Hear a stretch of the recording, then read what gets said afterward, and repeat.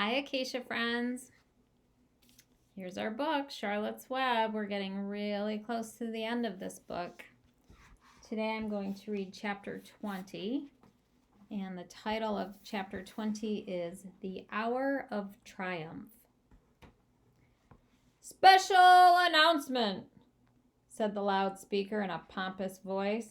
The management of the fair takes great pleasure in presenting Mr. Homer L. Zuckerman and his famous pig. The truck bearing this extraordinary animal is now approaching the infield. Kindly stand back and give the truck room to proceed. In a few moments, the pig will be unloaded in the special judging ring in front of the grandstand, where a special award will be made. Will the crowd please make way and let the truck pass? Thank you. Wilbur trembled when he heard this speech.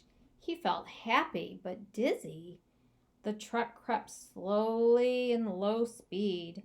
Crowds of people surrounded it, and Mr. Arable had to drive very carefully in order not to run over anybody. At last he managed to reach the judge's stand. Avery jumped out and lowered the tailgate. I'm scared to death, whispered Mrs. Zuckerman. Hundreds of people are looking at us. Cheer up, replied Mrs. Arable. This is fun. Unload your pig, please, said the loudspeaker. Hold together now, boys, said Mr. Zuckerman. Several men stepped forward from the crowd to help lift the crate. Avery was the busiest helper of all.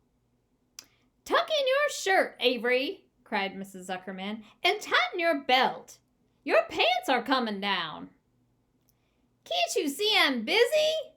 Replied Avery in disgust. Look, cried Fern, pointing. There's Henry. Don't shout, Fern, said her mother, and don't point.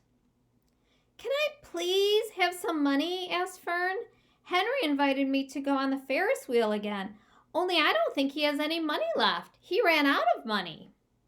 Mrs. Arable opened her handbag. Here, she said, here is 40 cents. Now don't get lost and be back at our regular meeting place by the pig pen very soon. Fern raced off, ducking and dodging through the crowd in search of Henry. The Zuckerman pig is now being taken from his crate, boomed the voice of the loudspeaker. Stand by for an announcement. Templeton crouched under the straw at the bottom of the crate. What a lot of nonsense, he muttered. What a lot of fuss about nothing. Over in the pig pen, silent and alone, Charlotte rested. Her two front legs embraced the egg sack. Charlotte could hear everything that was said on the loudspeaker. The words gave her courage. This was her hour of triumph. As Wilbur came out of the crate, the crowd clapped and cheered. Mr. Zuckerman took off his cap and bowed. Lurvy pulled his big handkerchief from his pocket and wiped the sweat from the back of his neck. Avery knelt in the dirt beside Wilbur's side, busily stroking him and showing off. Mrs. Zuckerman and Mrs. Arable stood on the running board of the truck. Ladies and gentlemen, said the loudspeaker, we now present Mr. Homer L. Zuckerman's distinguished pig. The fame of this unique animal has spread to the far corners of the earth, attracting many valuable tourists to our great state. Many of you will recall that never-to-be-forgotten day last summer, when the writing appeared mysteriously on the spider's web in Mr. Zuckerman's barn, calling the attention of all and sundry to the fact that this pig was completely out of the ordinary. This miracle has never been fully explained, although learned men have visited the Zuckerman pig pen to study and observe the phenomenon. In the last analysis, we simply know that we are dealing with supernatural forces here, and we should all feel proud and grateful. In the words of the spider's web, ladies and gentlemen, this is some pig. Wilbur blushed. He stood perfectly still and tried to look his best. This magnificent animal, continued the loudspeaker, is truly terrific. Look at him, ladies and gentlemen. Note the smoothness and whiteness of the coat. Observe the spotless skin, the healthy pink glow of ears and snout. It's the buttermilk, whispered Mrs. Arable to Mrs. Zuckerman. Note the general radiance of this animal. Then remember the day when the word radiant appeared clearly on the web. Whence came this mysterious writing? Not from the spider, we can rest assured of that. Spiders are very clever at weaving their webs, but needless to say, spiders cannot write. Oh, they can't they? Murmured Charlotte to herself. Ladies and gentlemen, continued the loudspeaker, I must not take any more of your valuable time. On behalf of the governors of the fair, I have the honor of awarding a special prize of $25 to Mr. Zuckerman, together with a handsome bronze medal suitably graved, in token of our appreciation of the part played by this pig, this radiant, this terrific, this humble pig, in attracting so many visitors to our great county fair. Wilbur had been feeling dizzier and dizzier through this long complimentary speech. When he heard the crowd began to cheer and clap again, he suddenly fainted away. His legs collapsed, his mind went blank, and he fell to the ground, unconscious. What's wrong? Asked the loudspeaker. What's going on, Zuckerman? What's the trouble with your pig? Avery was kneeling by Wilbur's head, stroking him. Mr. Zuckerman was dancing about, fanning him with his cap. He'll be all right, cried Mr. Zuckerman. He gets these spells. He's modest and can't stand praise. Well, we can't give a prize to a dead pig, said the loudspeaker. It's never been done. He isn't dead, hollered Zuckerman. He's fainted. He gets embarrassed easily. Run for some water, Lurvy. Lurvy sprang from the judge's ring and disappeared. Templeton poked his head from the straw. He noticed that the end of Wilbur's tail was within reach. Templeton grinned. I'll tend to this, he chuckled.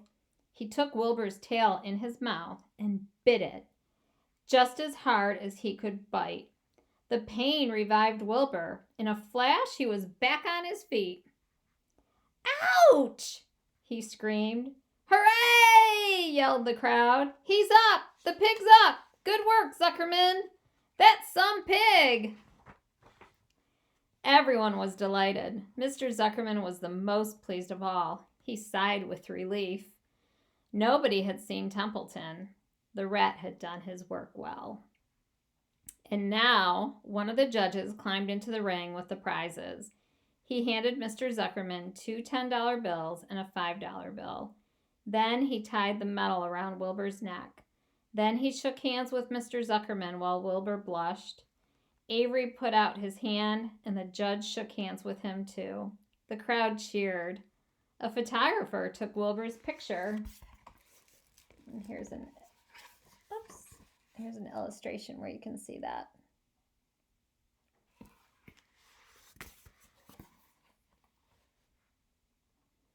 A great feeling of happiness swept over the Zuckermans and the Arables.